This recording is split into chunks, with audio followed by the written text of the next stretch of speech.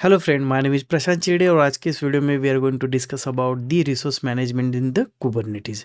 सो Kubernetes में resource management की अगर हम बात करने जाए तो कुबरनेटिस क्लस्टर में पहले होता क्या है, हमारे नोड्स रहते हैं और नोड की कैपेसिटी रहती है in terms of the CPU and memory. और उन्हीं सीपीयू और मेमोरी का हमने अच्छे से मैनेजमेंट किया, so we will get most out of this particular configuration. और वही चीज़ आज के इस पर्टिकुलर वीडियो में हम देखने जा रहे हैं कि हम रिसोर्स मैनेजमेंट कैसे कर सकते हैं कुबरनेटिस के अंदर। So before jumping on the main content of this particular video, if you are new to my channel so please subscribe to my channel, and if you have any doubts after watching this particular video so put down those things into the comment, and if you like the contents then don't forget to like this particular video. तो चलो चलते हैं main content की तरफ। So let's try to understand what exactly the resource management. तो resource management क्या होता है, मान लो आपके पास एक आपका क्लस्टर है और एक क्लस्टर के अंदर दो नोड्स हैं, नोड 1 और नोड 2, और इन दोनों नोड की कुछ कैपेसिटी है in terms of the resources, that is CPU and memory. तो जो भी कैपेसिटी है, अभी हम जो भी वर्कलोड इनके ऊपर डिप्लॉय करने जाएंगे, ये क्या करेंगे, ये यही सीपीयू और यही मेमोरी वो शेयर करेंगे to run our particular application और workload on the Kubernetes cluster. तो ये जो भी रिसोर्सेस हमें अभी यहाँ पे दिख रहे हैं नोड के ऊपर, इनका मैनेजमेंट हमें अगर करना है तो उसे हम कहेंगे रिसोर्स मैनेजमेंट। ये बात तो क्लियर हो गई, हमें कौन से रिसोर्स मैनेज करनी है। तो अगर मैं रिसोर्स मैनेजमेंट नहीं करता हूँ तो उस केस में क्या होता है, अगर मेरे पास कोई एप्लीकेशन डिप्लॉय करना है तो मैं एप्लीकेशन डिप्लॉय कर देता हूँ, तो मेरा क्यूब शेड्यूलर क्या करता है, पर्टिकुलर एप्लीकेशन को जो भी नोड्स अवेलेबल है उन नोड के ऊपर डिप्लॉय कर देता है। वो देखता नहीं है कि कौन से नोड को कितनी मेमोरी लगेगी, कितना सीपीयू लगेगा और उसका वेटेज कितना है, वो कुछ भी उसे न देखते हुए जो भी नोड अवेलेबल है उसके ऊपर वो डिप्लॉय कर देता है। बराबर, ये तो हो गए एक general deployment process of your deployment. मगर it will not help in our case, right. मान लो ये मेरा पॉड के अंदर एक एप्लीकेशन रन हो रहा है और इस एप्लीकेशन में कोई तो भी एक प्रोसेस रन हो रही है, वो प्रोसेस क्या कर रही है, ज़्यादा रिसोर्स कंजम्पशन कर रही है। तो उस केस में होगा क्या, आपके क्लस्टर के ऊपर more than one application run हो रहे होंगे और आपका एप्लीकेशन में जो भी प्रोसेस है वो प्रोसेस क्या कर रही है, उस पर्टिकुलर नोड के ऊपर में ज़्यादा कंजम्पशन कर रही है। तो बाकी एप्लीकेशन के रिसोर्सेस को जो भी रिसोर्सेस की रिक्वायरमेंट है वो नहीं मिलेगी, क्योंकि वो क्या करेगी, ये जो भी सर्विस है यही ज़्यादा से ज़्यादा यूटिलाइज करने करने लगेगी। तो उस केस में बाकी एप्लीकेशन परफॉर्म नहीं करेंगे। ये तो आप नहीं चाहते होगे या फिर कोई भी ऑर्गेनाइजेशन नहीं चाहती होगी कि जो भी उसके क्लस्टर रन हो रहे हैं उसके ऊपर कोई तो भी एक ही एप्लीकेशन ज़्यादा रिसोर्स कंज्यूम कर रहा है, उसकी वजह से जो भी इम्पैक्ट बाकी एप्लीकेशन को झेलना पड़ रहा है वो कोई नहीं चाहता है। तो उस केस में हमें ना रिसोर्स यूटिलाइजेशन अच्छे से करना पड़ेगा। तो हम रिसोर्स यूटिलाइजेशन कैसे करेंगे, हमारे पॉड जो रहता है, पॉड में हम कंटेनर जो भी डिफाइन करते हैं मैनिफेस्ट फाइल में, वहाँ पे हमें रिसोर्सेज भी डिफाइन करने पड़ेंगे। तो रिसोर्सेज कैसे डिफाइन करेंगे, जैसे रिसोर्सेज करेंगे, मान लो मैं बोलता हूँ कि मुझे रिसोर्स डिफाइन करना है, सो रिसोर्सेस मुझे डिफाइन यहाँ पे करने हैं। तो रिसोर्सेस को मुझे रिक्वेस्ट करनी पड़ेगी। रिक्वेस्ट करूँगा मैं, रिक्वेस्ट करूँगा किसके लिए, सीपीयू के लिए और मेमोरी के लिए। तो ये दो रिसोर्सेस मुझे चाहिए एज एन रिक्वेस्ट में कंटेनर के मैनिफेस्ट में। तो होगा क्या, जब भी ये रिक्वेस्ट के साथ आप आपके मैनिफेस्ट डिप्लॉय करने जाओगे तो क्यूब शेड्यूलर क्या करेगा, ये कैलकुलेट करेगा कितना रिसोर्सेस की आपके कंटेनर को रन होने की ज़रूरत है, उसके हिसाब से ये क्या करेगा, आपके कंटेनर को उस पर्टिकुलर नोड के ऊपर डिप्लॉय कर देगा। जितने भी कंटेनर है सब कंटेनर को इवैल्यूएट कर लेगा और उसके उस हिसाब से डिप्लॉयमेंट स्टार्ट हो जाएगी। ये तो हो गई एक फेज। और जैसे ये डिप्लॉयमेंट हो जाएगा तो आपका ये क्यूबलेट जो भी रन हो रहा है आपके क्लस्टर के अंदर, ये क्या करेगा, ये enforce that limit on that particular container के वो कंटेनर जो भी लिमिट दी है उससे ज़्यादा रिसोर्स यूटिलाइज ना कर पाए।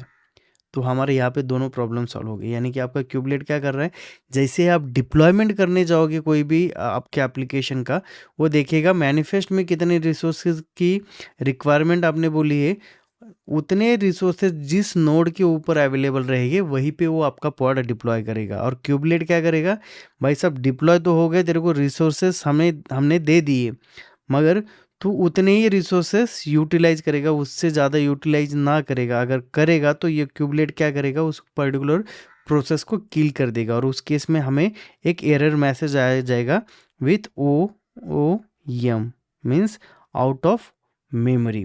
तो इसका मतलब है क्या हो जाएगा, आपको पता चलेगा कि आपका जो भी कंटेनर, जो भी पॉड रन हो रहा है उस पर्टिकुलर नोड के ऊपर, उसके ऊपर अगर ओ एम वाला कोड एरर मैसेज में दिखाई देगा तो उस पर्टिकुलर पॉड में वो ज़्यादा से ज़्यादा रिसोर्सेज यूटिलाइज करने की कोशिश कर रहा था, तो उसकी वजह से कर्नल ने वो उस पर्टिकुलर प्रोसेस को किल कर दिया। ये आपको समझ में आ जाएगा।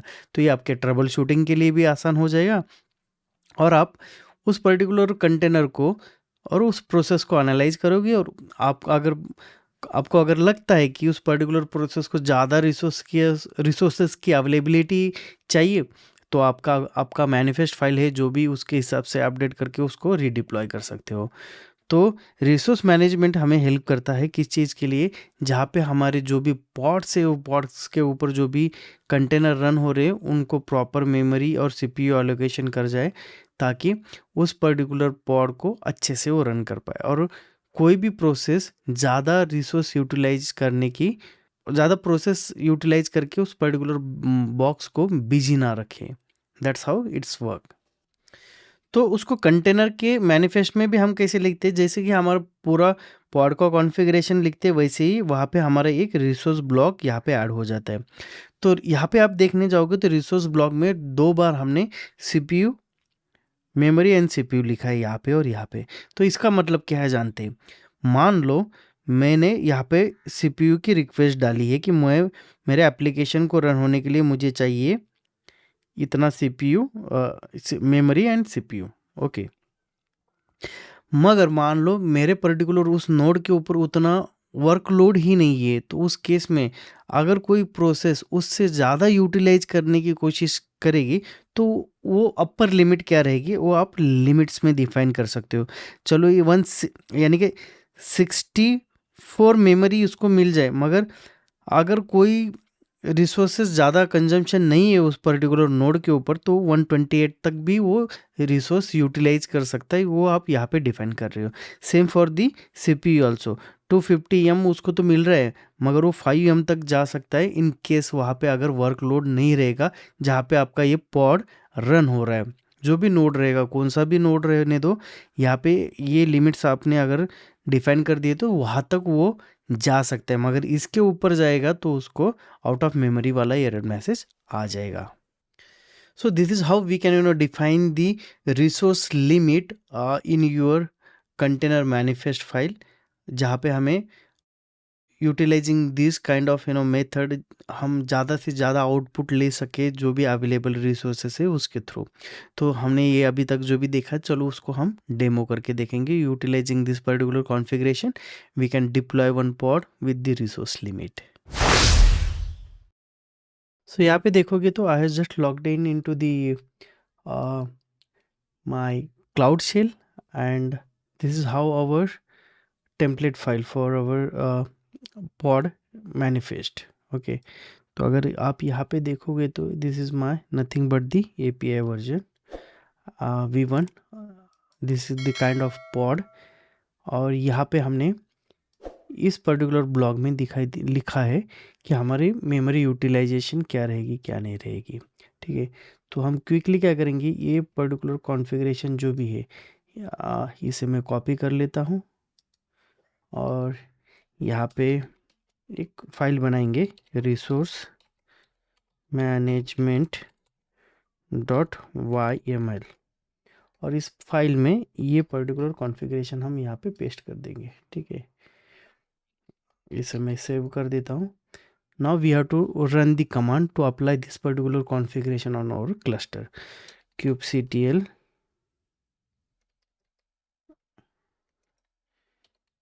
kubectl apply -f एंड हमारे फाइल का नाम। So now it started deploying this particular configuration on our cluster. So let me find out that cluster में ये जो भी हमने डिप्लॉयमेंट किया है ये रन हो रहा है या नहीं हो रहा है। उसके लिए हमें रन करना पड़ेगा kubectl get pod। आप यहाँ पे देखोगे तो ये यहाँ पे हमारा जो भी एप्लीकेशन है ये रन हो रहा है, हमारा पॉड जो भी है यहाँ पे रन हो रहा है। और इस पर्टिकुलर पॉड को हमने रिसोर्स जो एलोकेशन है वो भी हमने यहाँ पे करवा दिए है। चलो तो यहाँ हम सेकंड एग्जांपल देखेंगे। यहाँ पे हम क्या करेंगे, एक ये पर्टिकुलर जो भी कॉन्फ़िगरेशन है हमारे, यहाँ पे हम क्या करेंगे, एक ट्रेस कमांड रन करेंगे। ट्रेस कमांड रन करके यहाँ पे हम ये पॉड डिप्लॉय करेंगे जहाँ पे हमने मेमोरी लिमिट्स दिए अप टू 200 मेगाबाइट। ओके, 200 तक दिए। और हम यहाँ पे ये पॉड रन होने के बाद ना इसको वीएम बाइट को यूज़ करने के लिए बोले 150। तो लिमिट 200 तक है तो 150 तक ये चला जाएगा। मगर हम क्या करेंगे, इसको बाद में बढ़ा के देखेंगे तो उस केस में हमें सही में आउट ऑफ मेमोरी एरर आता है या नहीं आता है। तो मैं क्या करता हूँ, इस पर्टिकुलर कॉन्फ़िगरेशन को यहाँ से कॉपी कर लेता हूँ। हमारे शेल में इसका एक फ़ाइल क्रिएट कर लेता हूँ। यहाँ पे मैं अगर फ़ाइल क्रिएट करने जाऊँ vim resource.yml,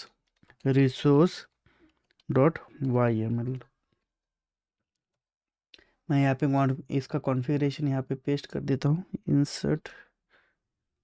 इंसर्ट और ये यहाँ पे मैं पेस्ट कर देता हूँ, ठीक है। और इसे हम सेव करेंगे। अभी मैं अगर इसको रन करता हूँ kubectl apply -f और resource.yml,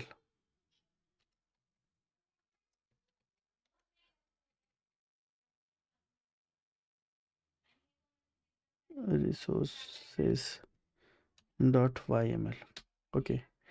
तो ये कॉन्फ़िगरेशन हमने अभी अप्लाई किया तो पॉड तो क्रिएट हो गया। चलो पॉड का हम स्टेटस देखेंगे, kubectl get pod।